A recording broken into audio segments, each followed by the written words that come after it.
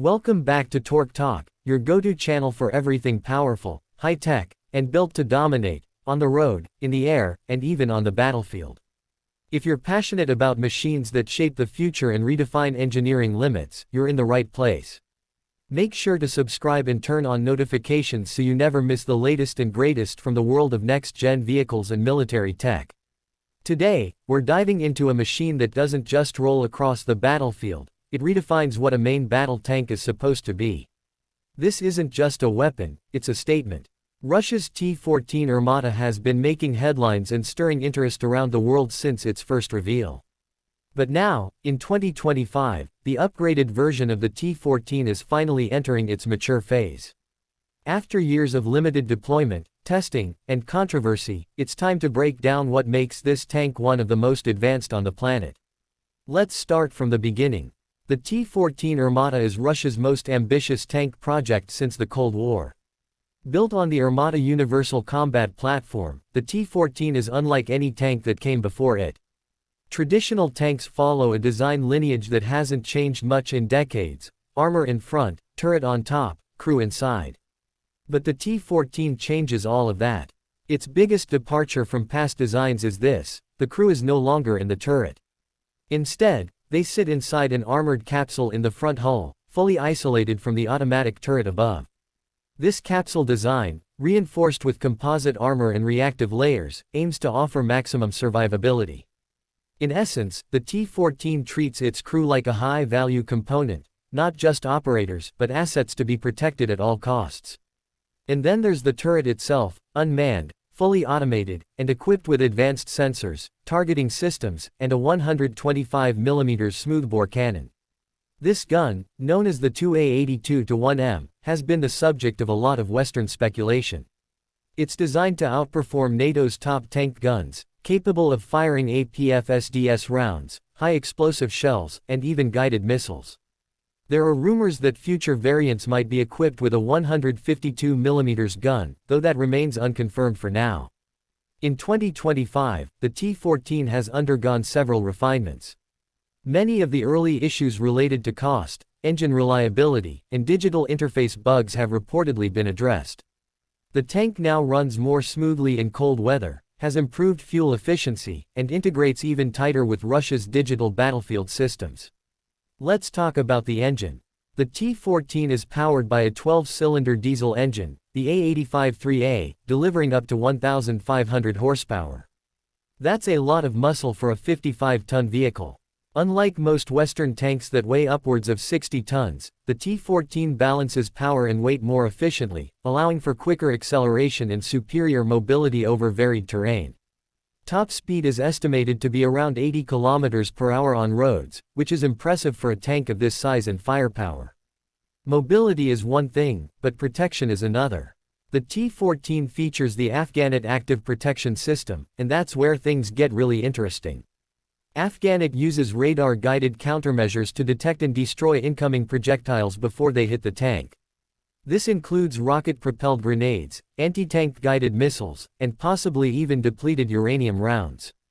Some Western analysts believe the Afghanit system could effectively neutralize most of NATO's anti-tank weapons, although there's no public battlefield proof yet. The tank also includes Malachit reactive armor, an evolution of the KONTA-KT-5 and Relict systems. Combined with stealthy design features, like radar-absorbing paint and minimized thermal signature, the T-14 becomes a nightmare to detect and destroy. But it's not just about armor and guns anymore. Modern warfare is about information dominance. The T-14 is a smart tank, built with advanced electronics and battlefield networking in mind. It features 360-degree surveillance systems, thermal imaging, and AI-assisted targeting. It's connected to drones, command posts, and other units in real time. The tank can identify targets, prioritize them, and even fire without human input if authorized. This brings up one of the more controversial aspects: the semi-autonomous capabilities of the T-14. Russia has claimed that the tank can engage targets with minimal human intervention, thanks to machine learning algorithms and integrated combat AI. While it's not a fully autonomous killer robot, it's one of the closest things we have to it in the armored world today. Inside the crew capsule, life is dramatically different from the cramped, noisy interiors of older tanks. Digital screens replace analog instruments. The crew operates everything using high-resolution monitors and joysticks, almost like playing a video game, but with life-and-death consequences. Communication systems are encrypted, the cabin is pressurized, and the NBC nuclear, biological, chemical protection is state-of-the-art. So where does the T-14 fit in globally? Is it the most powerful tank in the world? That depends on how you define power. In terms of innovation, it's certainly ahead. No other country has deployed a fully unmanned turret on an operational main battle tank. No other tank combines this level of crew protection, firepower, and electronic warfare capability in one platform. Western tanks like the M1A2 Abrams, the Leopard 2A7, and the Challenger 3 are formidable in their own right. They rely on proven technology, heavy armor, and constant upgrades. But they're still built around older design concepts. The T-14, for better or worse, represents a shift toward the future, where crew survival, autonomy, and digital warfare are prioritized. However, there are serious challenges. The T-14 is expensive. Each unit costs significantly more than legacy Russian tanks like the T-72 or T-90. In fact, it's so expensive that mass production has been repeatedly delayed. As of 2025, Russia is still not fielding them in large numbers. Most of its armored forces rely on upgraded T-72s and T-90 MiS, which are cheaper and easier to maintain. Another issue is reliability. Reports from training exercises and early field deployment suggest the T-14 had mechanical issues, especially with its complex electronics and engine. Cold weather performance was also questioned, although newer units are said to have resolved some of these problems. Then there's geopolitics. Sanctions have made it harder for Russia to acquire some of the high-tech components needed for the T-14, especially optics and microchips. This has forced domestic substitutes, which may not match the performance of imported tech. So what does the future hold for the T-14 Armata? It's likely that Russia will continue refining the design and slowly integrating it into elite units.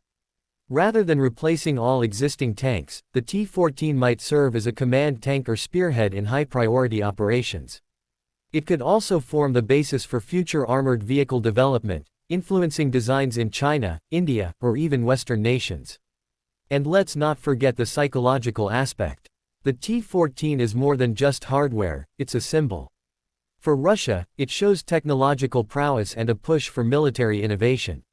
For the rest of the world, it's a reminder that the arms race isn't just about numbers, it's about the next generation of warfare. Some experts believe the real value of the T-14 lies not in its immediate battlefield presence, but in its potential. The same Armata platform is already being used for other vehicles, including infantry fighting vehicles, self-propelled guns, and armored recovery vehicles. This modularity reduces production cost and simplifies logistics, two critical factors in modern warfare. And what about export? Russia has hinted at selling the T-14 to foreign allies, including India and some Middle Eastern countries. But so far, no confirmed deals have been finalized, likely due to high costs and political complications. Still, if the T-14 were to appear on global markets, it would be a game changer, especially for countries looking to leapfrog Western tank technology. One last point, some defense analysts suggest that tanks, as a class, may be reaching the end of their dominance. With the rise of drones, loitering munitions, and precision-guided missiles, heavy armor is more vulnerable than ever. The war in Ukraine has shown us that even advanced tanks can be taken out by cheap drones. But instead of making tanks obsolete, this may just force their evolution. The T-14 could be the first of a new breed, tanks that are as much about information and systems warfare as they are about brute force. So where do we stand today? The 2025 T-14 Armata is not a perfect machine. It's expensive, complex, and has had a rocky road to deployment. But it is undeniably one of the most innovative tanks ever built. Whether it becomes the backbone of Russia's future armored force or remains a limited elite unit, its impact on global military technology is already being felt. It challenges traditional tank design. It forces NATO and other powers to rethink their armored doctrines. And it gives us a glimpse into the future, where war is as much about networks, algorithms, and survivability as it is about steel and firepower. Thanks for joining us on this deep dive into the 2025 T-14 Armata. What do you think? Is this tank the future of armored warfare, or an overhyped experiment?